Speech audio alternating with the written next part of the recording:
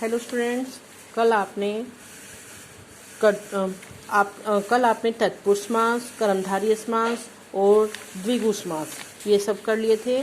आज हम करेंगे द्वंद्व समास। द्वंद्व समास किसे कहते हैं और इसकी क्या पहचान है?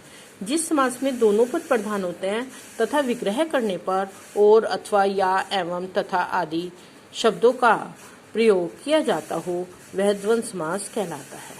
इसकी पहचान क्या है? इसमें बीच में हाइफन लगा होता है, जैसे माता पिता, माता और पिता, पाप या पुण्य, दूध या दही, अन्न और जल, पति और पत्नी, देश और विदेश, खट्टा मीठा, हानि लाभ, राधा और कृष्ण, अनुज और अग्रज।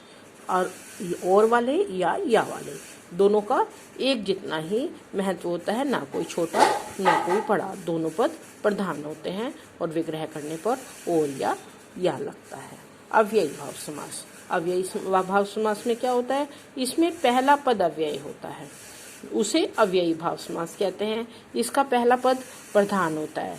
इस प्रक्रिया से बना समस्त पद भी अव्ययी की भांति होता है, जैसे आ जन्म से लेकर, यथाशक्ति शक्ति के अनुसार, हाथों हाथ ही हाथ में, यथाक्रम क्रम के अनुसार, यथा समय के अनुसार, यथोचित जितना उचित हो, साफ साफ बिल्कुल स्पष्ट, बीचों बीच ही बीच में।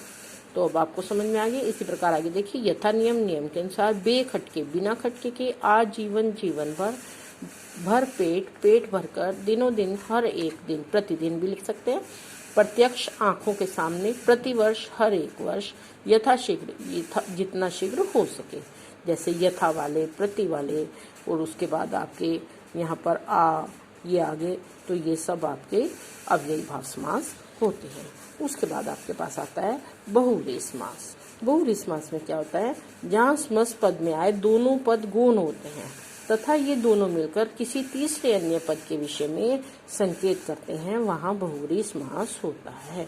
तो अब आपने सभी की डेफिनेशन समास की कर ली है। अब इन सब की परिभाषा आपको अपनी कॉपी पे लिखनी और याद करनी है, और एक एक दो उदाहरण लिखने हैं। दो उदाहरण और सबकी डेफिनेशन लिख के याद करनी है। तो अब देखिए आगे, पीताम्बर। पी मीन्स पीला। पीला है अंबर जिसका, अर्थात श्री कृष्ण। मीन्स पीला और अंबर ये दोनों ही गौण हैं और इसका कोई अन्य ही अर्थ निकल रहा है। पीतंबर, पीला है अंबर जिसका, अर्थात श्री कृष्ण। नीलकंठ, नीला है कंठ जिसका, अर्थात शिव जी। दशानन, दश है आनंद जिसके, अर्थात रावण। चक्रपाणी, चक्र है पानी में जिसके, अर्थात विष्णु।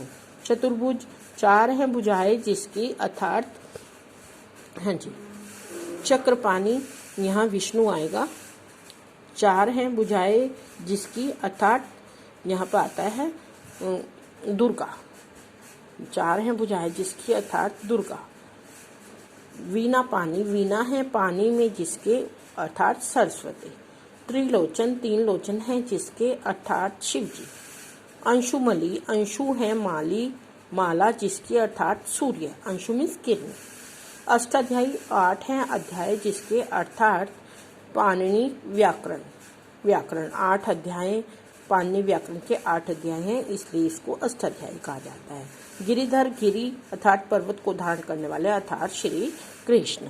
तो इसमें चक्रपाणी में आएगा विष्णु और चतुर्भुज में आएगी दुर्गा, माँ दुर्गा। आगे देखिए, गजानन, गज के समान आनंद, अर्थात गणेश जी। चक्रधर, चक्र को धारण करने वाले श्री कृष्ण। दीर्घ भाऊ, दीर्घ है भाऊ जिसकी, अर्थात विष्णु जी के भुजाएं लंबी हैं। दिगंबर, दिख है अंबर जिसकी, अर्थात शिव जी। पतझड़, अंबर मीन्स वस्त्र। दिशाएं हैं अंबर जिसकी चारों दिशाओं को उन्होंने वस्त्र की भांति ओढ़ा हुआ है, वो कौन है? शिव जी। पतझड़, झड़ते हैं पत्ते जिस ऋतु में, अर्थात विशेष ऋतु, शिशिर ऋतु। बारहसिंगा, 12 सींग हैं जिसके, अर्थात हिरण, विशेष हिरण होता है जिसको बारहसिंगा कहते हैं। मृगलोचनी, मृग के समान लोचन वाली, अर्थात एक स्त्री विशेष जिसकी हिरण के आंखों से तुलना की गई है। मेघनाद, मेघ के समान है नाद जिसका, अर्थात नाद में शोर। रावण पुत्र का नाम है मेघनाद, जिसका शोर जो है मेघ के समान है। महात्मा, महान है आत्मा जिसकी, अर्थात वह स्त्री, मुनि, गांधी जी या कोई विशेष व्यक्ति हो सकता है, महात्मा। षडानन, षड हैं आनंद अर्थात मुख जिसके, अर्थात कार्तिकेय। कार्तिकेय गणेश जी के जो भाई हैं, कार्तिकेय उनके बड़े भाई, उनके 6 मुख बताए गए। ठीक है, आज के लिए इतना ही। ये सारी डेफिनेशन और इनके 2-2 उदाहरण आपको लिखने और याद करने हैं। Thank you, have a nice day.